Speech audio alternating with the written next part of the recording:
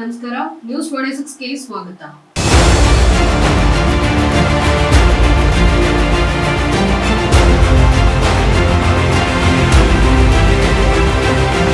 ನಾಳೆ 1 ಗಂಟೆಗೆ ಕಲಬುರಗಿ ಜಿಲ್ಲೆಗೆ ಪ್ರಧಾನಮಂತ್ರಿ ನರೇಂದ್ರ ಮೋದಿ ಅವರು ಆಗಮಿಸುತ್ತಿದ್ದು, ಜಿಲ್ಲೆಯಲ್ಲಿ ಬಿಜೆಪಿ ಕಾರ್ಯಕರ್ತರಿಂದ ಭರ್ಜರಿ ತಯಾರಿ ನಡೀತಾ ಇದೆ ಮತ್ತು ನಗರದಲ್ಲಿ ಪ್ರಧಾನಮಂತ್ರಿಗಳಿಂದ 1 ಕಿಲೋಮೀಟರ್ ರೋಡ್ ಶೋ ನಡೆಸಲಿದ್ದಾರೆ. ನಗರದಲ್ಲಿ ಇಂದು ಹೆಲಿಕಾಪ್ಟರ್ ಟ್ರಯಲ್ ಅನ್ನ ನಡೆಸಿದ್ರು. ವರದಿ ವಿಠಲ್ ಎಂಎ ಪೂಜಾರಿ, ನ್ಯೂಸ್ 26 ಕನ್ನಡ, ಕಲಬುರಗಿ.